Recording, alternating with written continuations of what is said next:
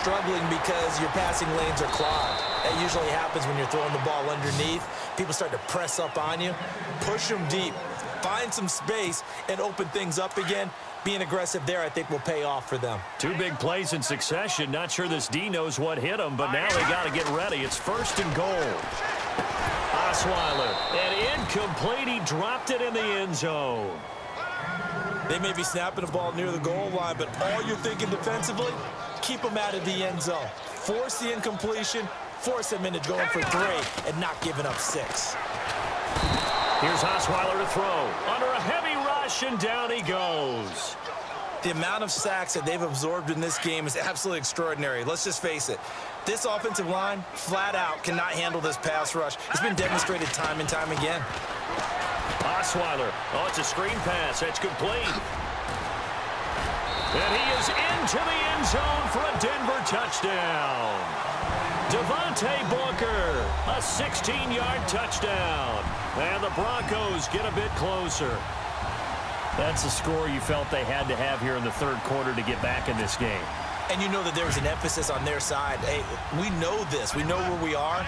But sometimes that binds you up so much that you try too hard, you don't get the score. A perfect combination of urgency, yet relaxed enough to get it done. So the defense gets the stop. I know it's situation to situation, but who has more pressure there, offense or defense, when they go for 2? I truly believe it's the defense has more pressure because the offense has an entire playbook wide open from the 2-yard line. You can run it, you can throw it. So defensively, I think most teams are going to be aggressive and force the issue and try and bring pressure. Well, conventional football 101, tells us if you don't get it back to the 20-yard line on a kickoff return, that's a disappointment. But some of these teams, special teams coaches, with approval by the head coach, they give them full authority to go ahead and bring it out and try to be aggressive. Almost what we call the green light, red light theory. Green light means go, red light means stop. Looks like he had green on that play. It's a loss of a yard there, and now 2nd down. That play was well covered, just tried to check it down. Unfortunately, not able to find any yardage on that one. 2nd down, Prescott. He's going to rifle one deep left side, and he's unable to grab it. Thought he might have had position, couldn't hold on, 3rd down. A lot of contact there, but there was no way it appeared that he was going to get a flag on that one. Looking for it, but he wasn't going to get it. And as an ex-defensive back, you love it when they let you play and jostle downfield. Going deep here for Bryant. And incomplete. He can't hang on. Would have been a nice catch. Instead, it brings up a 4th down. And it is true. You can draft the fastest. You can draft the most athletic guys. But if they don't know the art of positioning, sometimes it's all for naught. In this case, in the right spot, help force the incompletion. Yeah, but had his hands on it for a second. Would have been a tough catch, though. Falls incomplete. On 4th, they do snap it to Prescott. And they will not be able to hook up there. It's incomplete. Boy, a real head-scratcher there. And now possession will go over inside the 15-yard line. Now this Broncos offensive unit ready to head back out onto the field. They'll try and get the running game going with Jamal Charles. And he'll get about 3 just outside the 10, stopped at the 11. I think if they want to start getting back into this game, it behooves them to get better on 1st down. Yeah, certainly not what they were looking for there out of the opening play of this drive. Now Osweiler. And a big turnover there as his guys will get the football back. This is such a good read defensively. They know that this offense is going to try to get the ball to their playmaker in space. So what do? They crowd him and send bodies at him. And this one winds up being intercepted. They start on the ground with Elliott. They find some open field here. Ezekiel Elliott going to take it the distance. And he'll take it into the end zone for a Cowboy touchdown. Ezekiel Elliott, 98 yards. And the Cowboys will extend their lead. Oh, they flip it to the kicker. He looks like he's going to throw it. And he fires one incomplete. Partner, that type of a lead, and they're going to fake it from the 15 to try and pick up a 2-point play instead of kicking it through the posts.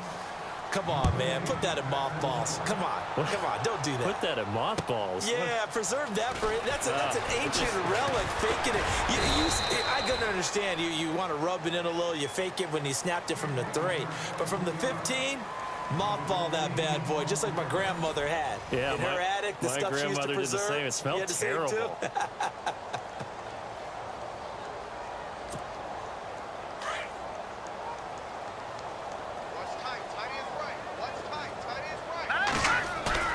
Trying to shake off the interception from the last drive. He'll look to throw. And the catch made. This is Emmanuel Sanders. A really nice gain of 25 yards. That's just his second catch of the game. They wanted to keep him silent. They have kept him silent. Defensive football 101. Don't let the best player on offense beat you. Take him out of the game, and they've done a great job of doing that. And on the catch right side, this is Sanders. And he's brought down. And the play goes for 19 yards. Gives him a new set of downs.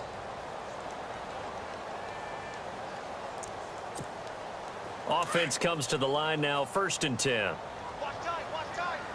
Tight end right, tight end right.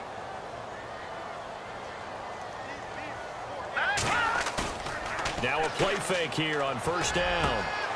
It's caught by Sanders. And he'll take it into the end zone for a Denver score. Emmanuel Sanders, 37 yards. And the Broncos cut into that lead. As a fan, is there anything prettier than a well-executed post route? No, it's a thing of beauty, especially when it's done like that for a touchdown. The throw, the catch, and how about the run after to get it to the end zone? And he'll get into the end zone as the two-point conversion is successful. Now McManus on to kick this one off. This is taken about 7 yards deep.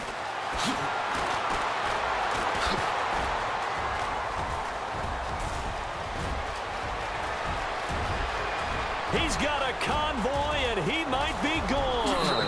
And he will score. Touchdown, Cowboys.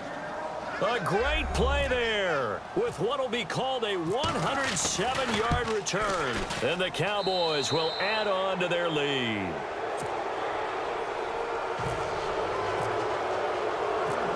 So let's try this again. After the kick return TD, here's yet another kickoff. Fielded about a yard deep.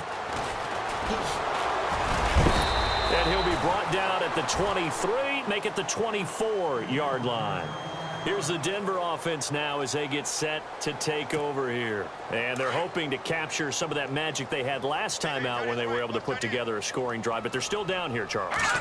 Not the major concern, though, because blitz coming, and down he goes. Brandon, I think you understand the type of afternoon this offensive line is having. It is a long one for them. Long for you to spend it with me. Long for them trying to block those guys. They've given up a whole lot of sacks, and the speed and quickness that defensive line is eating. Demaryius Thomas, the 40, 20, 10, and he is into the end zone for a Denver touchdown. Demaryius Thomas, 83 yards, and the Broncos get a bit closer. Partner, you know what the real key is to stopping a good passing attack? You tell me. Being able to tackle as soon as a guy catches the football. Didn't work out there. No, because when you give up the big run after catch, the rack yardage, that puts your defense in a big-time stressful position. A lot of rack yardage and a touchdown there on the big play. This is taken about 7 yards deep. And not a particularly good return here as they'll be forced to start at the 12-yard line. Well, conventional football 101, tells us if you don't get it back to the 20-yard line on a kickoff return, that's a disappointment. But some of these teams, special teams coaches, with approval by the head coach, they give them full authority to go ahead and bring it out and try to be aggressive, almost what we call the green light, red light theory. Green light means go, red light means stop. Looks like he had green on that play. A second down throw for Prescott. Buying time to his left. And he's got some space here. And a big collision there as he winds up flat on his back. Big yardage there on the scramble. It gets him a first down. Offensively, they liked their situation, so they tried to take a shot downfield, but no one was open. So it was tuck it and run time, and he picks up a first down. And he goes down, but not before getting this inside the 25. A really nice gain of 25 yards. 10th carry now for Elliott. And he's going to fight his way forward here for a modest gain. Time for a break. We'll come back and see this one out after this. Well, Prescott here to throw. Steps away to his left. And they've got it inside the 10 at the 8. Give him 10 that time, escaping the danger, running with it, and picking up a first down. Well, he's proven real effective running the football. No one open. And Beasley's got it. Touchdown, Cowboys. Cole Beasley from 8 yards out. And the Cowboys will extend their lead. They were still throwing with a comfortable lead here late, and now that lead even more comfortable. And your first thought is there bad blood that went into this one ahead of time, that maybe they're seeking some revenge or they just don't like them? But the other thing that always hits me is, are they worried about playoff positioning? Right? Are they worried about, do you need enough points in case there's a tiebreaker that comes into play later? And Denver getting set to take the field. They're down big here late. I don't know. You just one last drive here for pride? Some people like to do that. I remember playing for a guy once. We were down huge, and someone said, "Coach, what do you want to call?" He just waved a hand like, "Who cares? Let's get out of here and do something some other time." But some teams like to do something at the end to feel a little bit better as they continue to move forward. Yeah, probably just want to put this one behind them. A very solid gain of 27.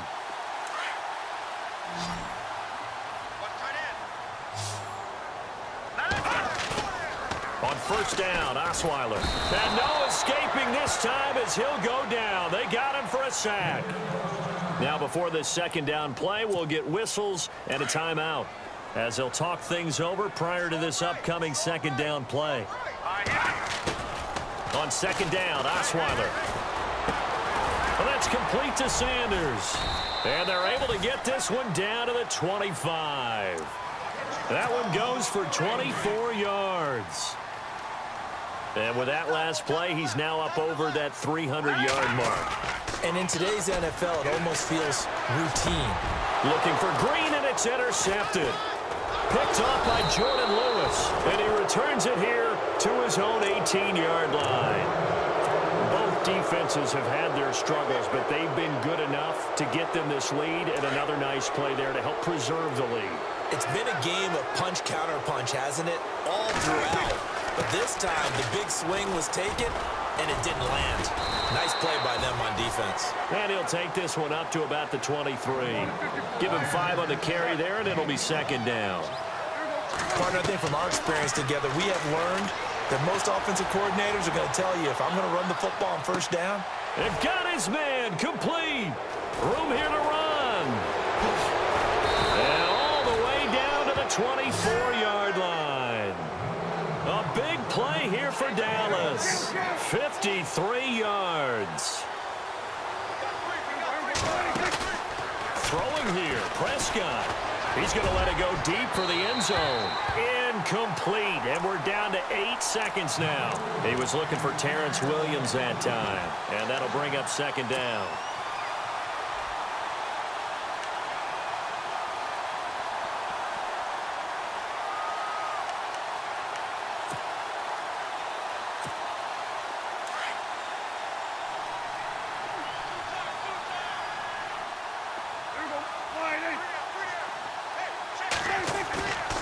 Play action to Elliott. Here's Prescott.